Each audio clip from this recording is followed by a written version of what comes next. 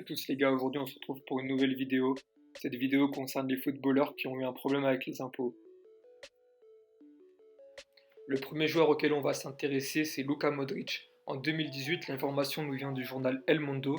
Le joueur du Real Madrid doit payer 1,2 million d'euros, soit le total de ses impôts sur l'année 2012, bien qu'il n'ait résidé en Espagne que 4 mois. Il est arrivé à Madrid en août en provenance de Tottenham.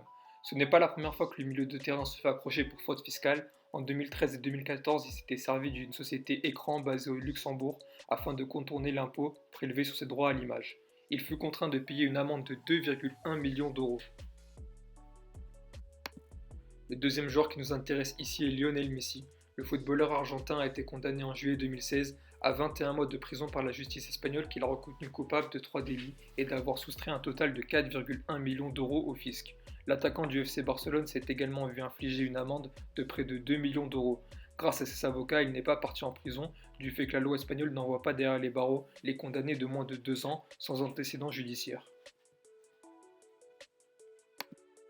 Le troisième joueur qu'on va étudier ici est la star portugaise Cristiano Ronaldo, qui s'est acquitté d'une amende de plus de 18,8 millions d'euros pour un montage de société basé à l'étranger, censé lui éviter de payer ses impôts en Espagne.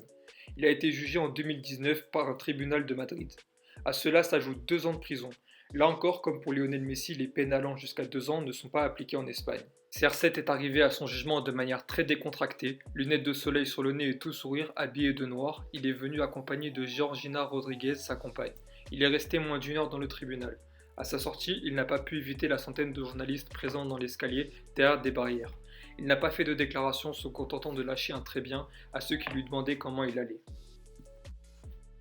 Le dernier joueur qui nous intéresse ici est Radamel Falcao, l'ancien capitaine de l'AS Monaco. Il a été condamné en 2018 à payer 9 millions d'euros d'impôts et à une peine de 16 mois de prison pour fraude fiscale. Dans l'attente du verdict, El Tigre avait déjà payé en juillet dernier 8,2 millions d'euros au fisc espagnol. La somme correspondait à ce que réclamait l'avocat de l'État au nom de l'administration fiscale, soit 7,4 millions d'impôts plus des pénalités. Le joueur devra donc verser un peu plus pour arriver à la somme totale de 9,058 millions d'euros. S'ajoute à ça une peine de 16 mois de prison qu'il n'effectuera jamais pour les mêmes raisons évoquées avant. Une dernière mention spéciale à N'Golo Kanté qui devra verser presque 7 millions de livres par an au fisc anglais, soit environ 7,5 millions d'euros. C'est ce qu'a calculé le journal anglais The Sun, précisant que cette somme dépasse largement les impôts payés par Amazon et Starbucks réunis. Pas de cas de fraude fiscale ici. Pour rappel, il avait refusé la proposition de réaliser un montage financier dans un paradis fiscal comme le souhaitait le club de Chelsea. Tout ça pour préciser qu'il n'y a pas que des fraudeurs dans le foot, il y a aussi N'Golo Kanté. Merci à tous d'avoir suivi cette vidéo. Pensez à mettre un like si elle vous a plu et n'hésitez pas à vous abonner.